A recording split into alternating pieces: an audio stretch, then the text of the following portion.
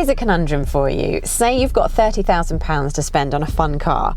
You'll have lots of different choices at that sort of money. So do you buy new, do you buy used, or do you buy an older modern classic? Well, we've assembled what we believe to be some of the best choices in each category for the money, all of which fulfill the brief in their own way. And depending on which route you choose to go down, your best options will be very different indeed. All diverse, but all very exciting. Before we get started, remember to subscribe to the CarGurus UK YouTube channel so that you catch all of our latest videos. Done? Excellent. Let's get started. Representing the new car stable is Toyota's GR Yaris. This road-ready rally car is bang on budget with an on-the-road list price of $29,995. That might sound like a lot for a super mini-sized Toyota, but as we'll find out, the GR is more than a regular Yaris with a more powerful engine and a bolt-on spoiler. Much, much more. Our used car comes in the form of the awesome Kia Stinger and the full-fat range-topping 3.3-litre V6 GTS version at that. The BMW beating Executive Sports Saloon costs around £43,000 when brand new, but find one a couple of years old with a few thousand miles beneath its wheels and it drops nicely into budget. Provided it fits with the budget, no test of fun cars would be complete without a Porsche 911, and happily it does with a £30,000 budget. Depending on the amount of power and pace you're after, the money will get you either a 996 version or the later 997 car. The version we have here is the former, a 2004 car in Carrera 2 manual, but within budget you could also find a Carrera 4 or 4S or a 997 Carrera or Carrera S. Let's start with our new kid on the block, the Toyota. Now, we could bang on for ages about precisely what makes this car so special, but we've got 3 cars to get through, so we don't really have time for that here. The good news is that we've made a separate video with the GR where we do precisely that and in great detail. You can watch that video by clicking here. And it's suffice to say that the Toyota GR is a hot hatch like no other these days, and that's because it's been built from the ground up as a rally car. And thanks to the rules of the sport, you can go into any Toyota dealership and buy a road-going version. Let's take you through what separates the GR from the slightly humdrum hybrid hatchback with which it shares its name.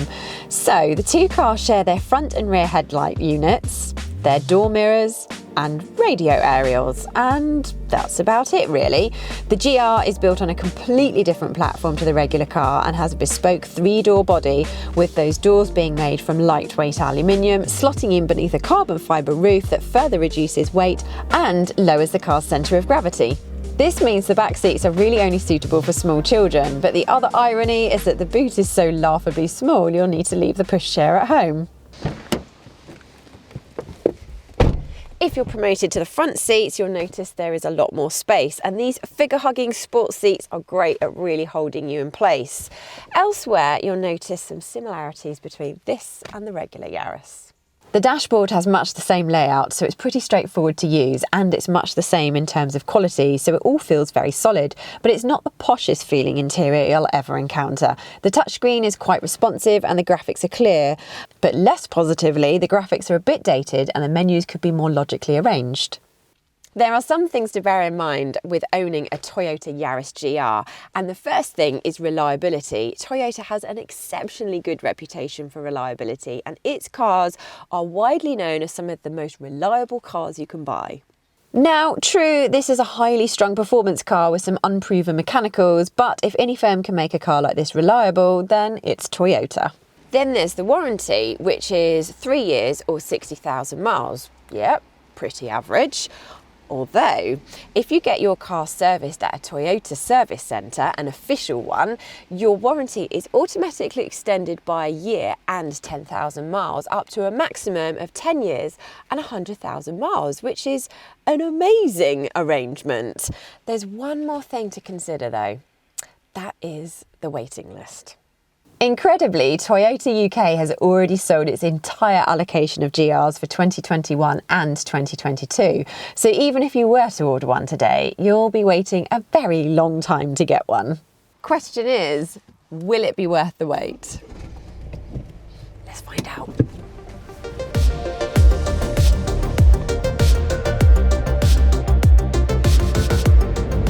The answer to that is a resounding yes.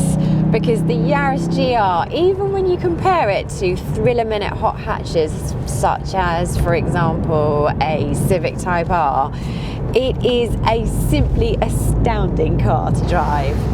Let's take you through the facts and figures.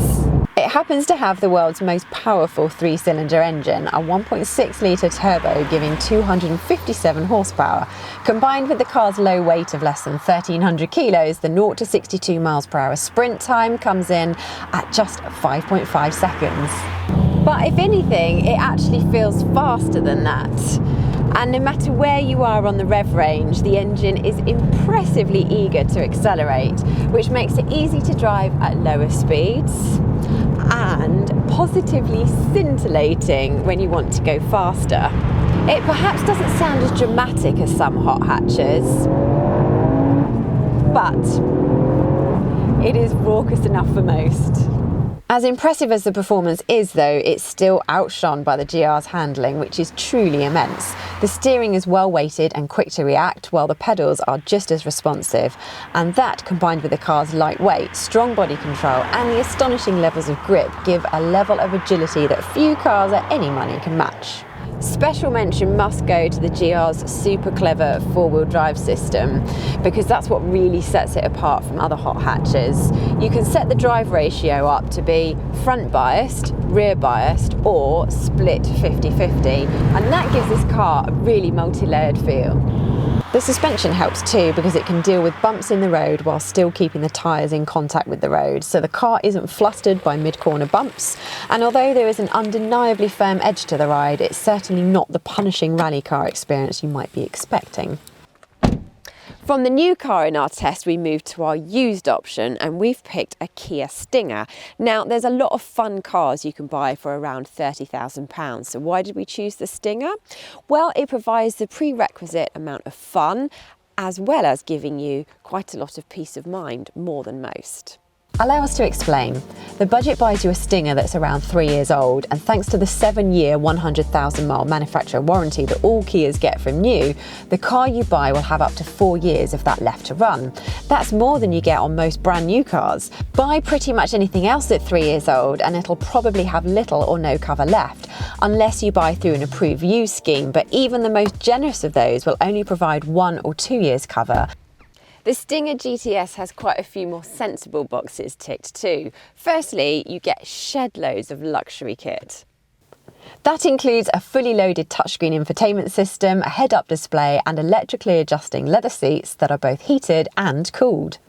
It's also a big, fairly practical car with 4 roomy seats and a large 406 litre boot that makes it family friendly as well as fun. And yes, some of the materials on show are not going to fool you into thinking that you're in a BMW or an Audi. I mean, some of them are just a bit too shiny and flimsy. That said, judged in isolation, it's still a very lovely interior.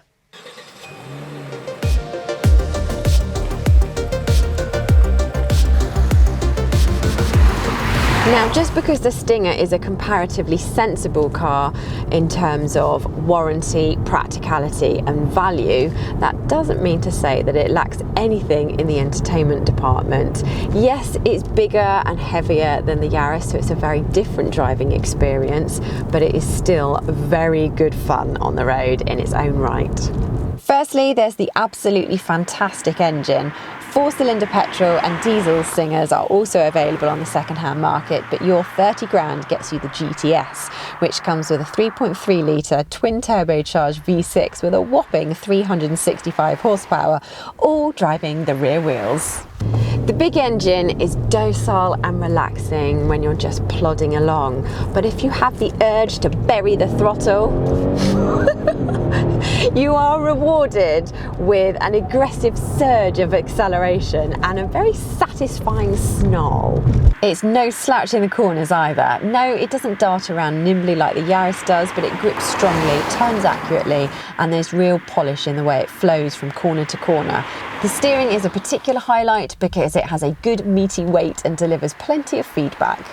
And when you're in a less frenetic mood, the Kia Stinger plays a very good role at Grand Tourer. You simply sit in your comfortable chair, let the automatic gearbox choose which gear you need to be in, and enjoy the comfort and refinement that this car offers. Now, for a £30,000 budget, you might be expecting something glamorous, and it doesn't really get much more glamorous than a Porsche 911. Even one of this age, it's arguably a modern classic at 17 years old, and it still looks and feels like a very special car, and that is something to get excited about. Now, it's worth pointing out here that 996 examples like this can be had for a lot less than our 30 grand target. We've seen them going for as little as 15 to 20, but in reality, these might not necessarily be the 911s you want to put your money into, as they could be tired examples with an iffy service history. And that service history is absolutely crucial. Any Porsche 911, even a good one, is going to cost you more to service and maintain than the other two cars here. So you're going to have to build in a hefty contingency into your £30,000 budget.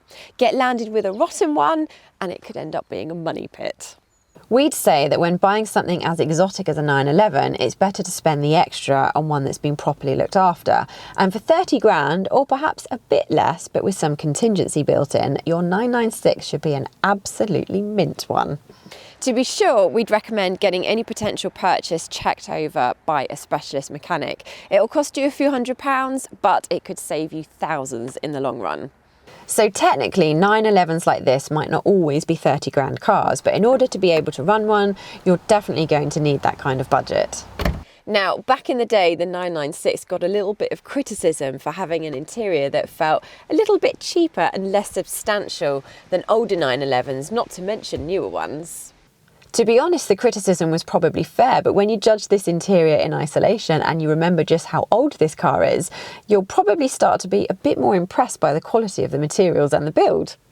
You'll definitely be impressed by the driving position, which is absolutely spot on, despite there being limited adjustment in the seat. Remember, it is an older car. The two seats in the back are obviously a lot tighter for space, but small kids will fit on those occasions that you fancy taking them along for the ride. What's more, the underbonnet boot space is a surprisingly useful size, so you even get a lot more luggage space than in most cars of this type.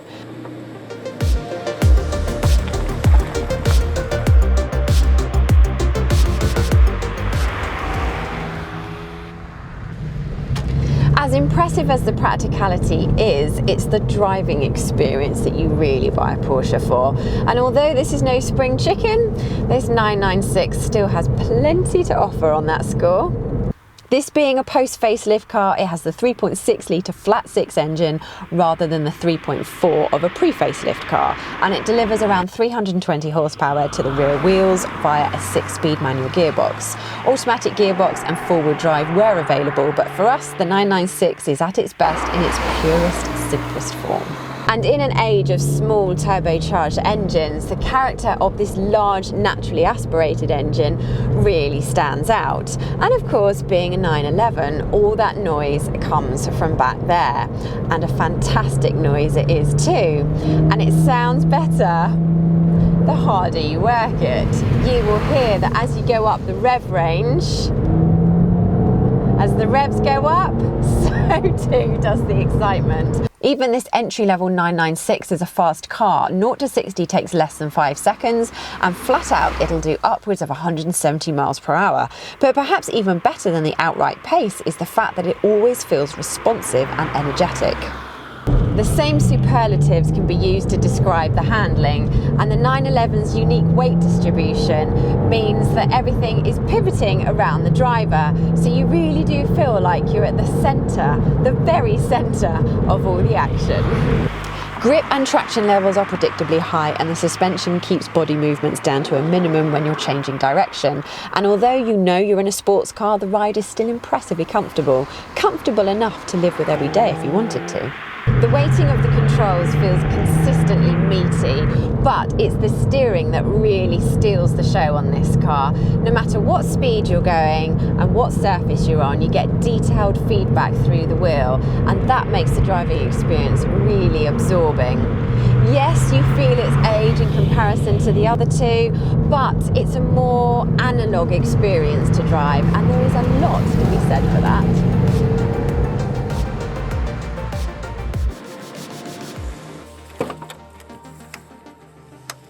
So which of these three is the best place for your money if you're looking for a fun car for £30,000? Well, picking a winner here seems kind of wrong. They all offer something unique and something special. It's great to see so much variety and talent for your money. But if I had to pick one, well, you know, I did race Porsches for 5 years and I've competed in a 911, so of course I'm going to pick the Porsche 911. See you later, alligators. I'm off. Oh yeah. We'd love to know which of the three you'd pick, or if you'd go for something else entirely. Please let us know in the comments, and remember to subscribe to the CarGurus UK YouTube channel. And for a great deal from a top-rated dealer on your next car, visit cargurus.co.uk.